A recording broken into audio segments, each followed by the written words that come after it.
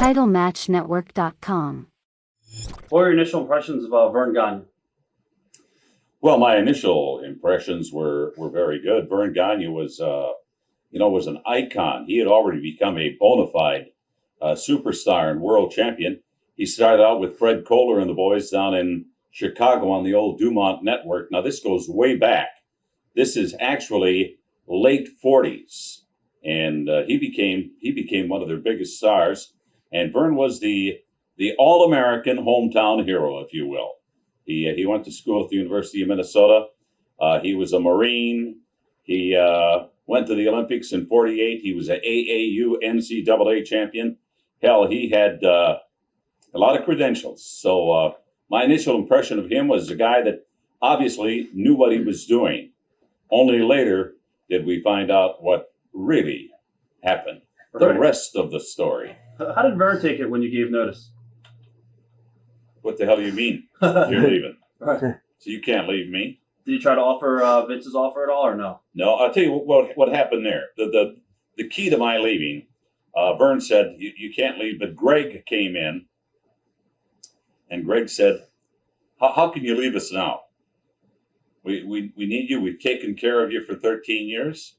Well, I said, hell, Greg, I've taken care of you. This guy comes up with an offer that is substantially better, and I don't hear any counter offers here. He says, well, if it's so damn good, take the job. And I did. Right. And then, no hard feelings after that, because it was kind of like hit the bricks. He thought that I'd back off on it, but I didn't.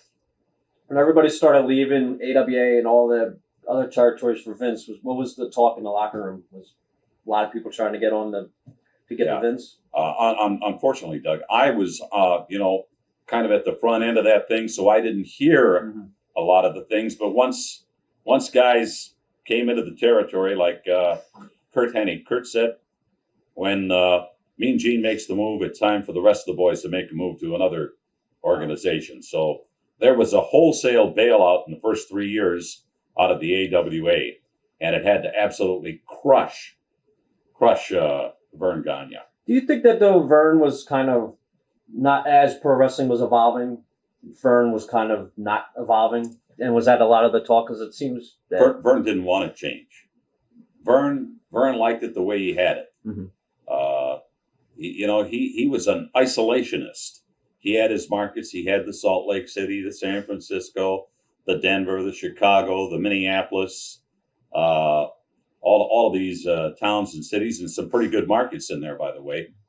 But he also had the secondary markets all the way from Minneapolis out to the West Coast. Right. I mean, they'd play Fargo, they'd play Grand Forks, Minot, Sioux Falls, South Dakota, Sioux City, Iowa, Lincoln, Nebraska, Omaha. Why was Verne, especially when a lot of the guys were leaving, was Verne ever think about joining the NWA? I heard there was. And what was the heat with Verne and the other NWA members? I heard it was like a big heat there. Well, I'm gonna stop you right there, Doug, because Vince McMahon was in my office at 13th and Marquette in downtown Minneapolis at Cohen, Okerlund, Smith Advertising and Marketing. We had cut our deal. We had just cut a deal to go on Channel 4 with our syndicated product, and this was in early 1984. He made a telephone call that I was privy to because I was in my office. He sat at my desk, called Verne Gagne, and offered him a deal.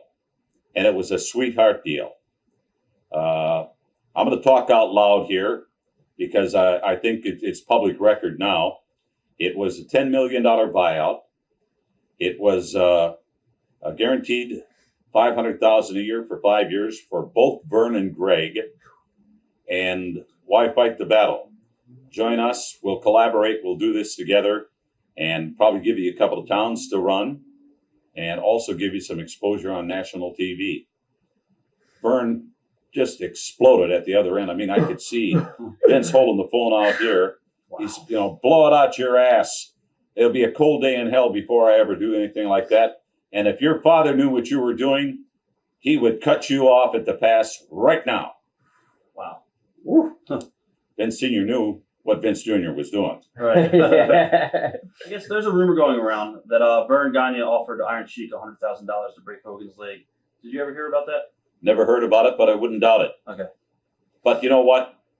You wouldn't pay him $100,000, maybe 10,000. And a bounce check out. I know Gagne better. Right. Looking back at AWA, who do you think in the ring, as far as psychology-wise, had it?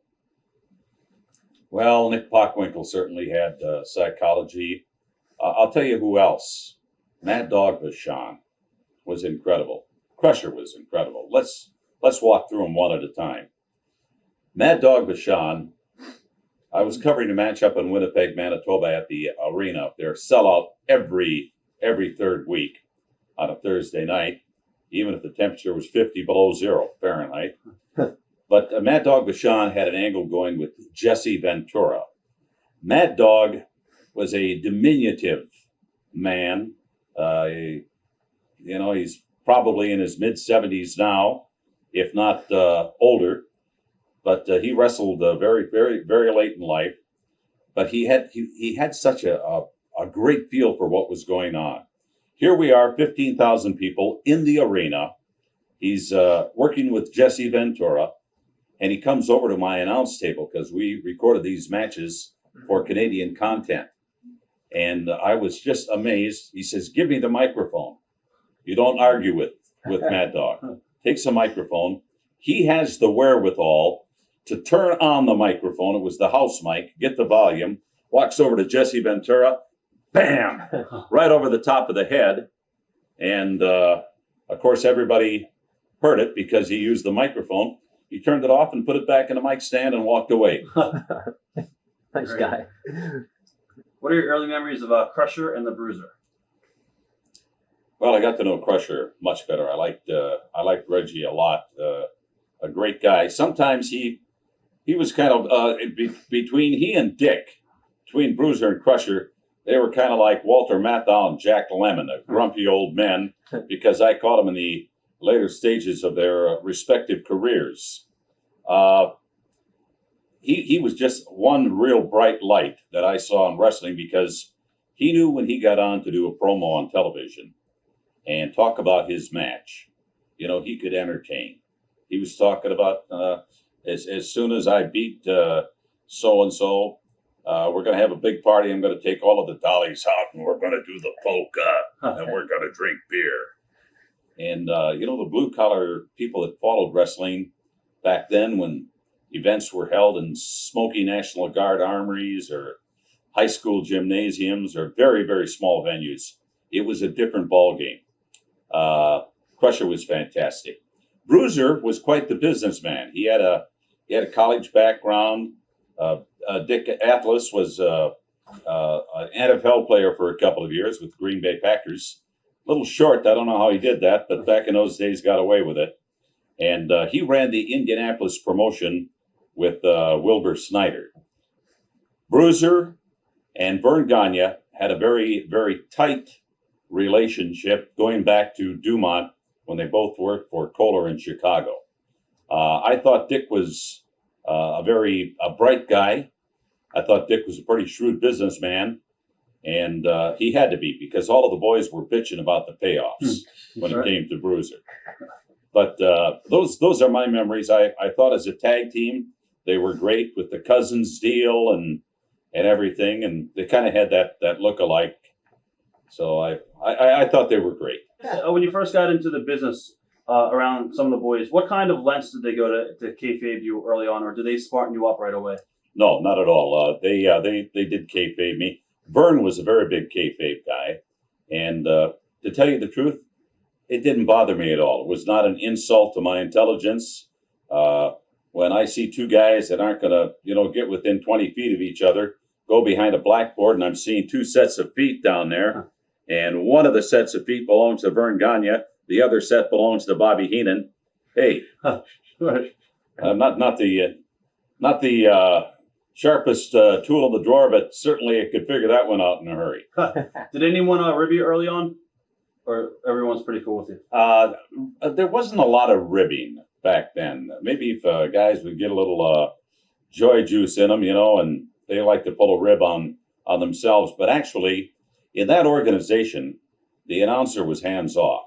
Nobody ever pulled me around, beat me around, did anything. Right. And I think I think that would be a bad move, even though it had happened to me later on. I was not one to be touched or grabbed. You wouldn't see somebody working over Al Michaels on Sunday Night Football or Monday Night Football, whatever the case might have been. And I think it lessens the dignity or the credibility of the announcer to be roughed up. TitleMatchNetwork.com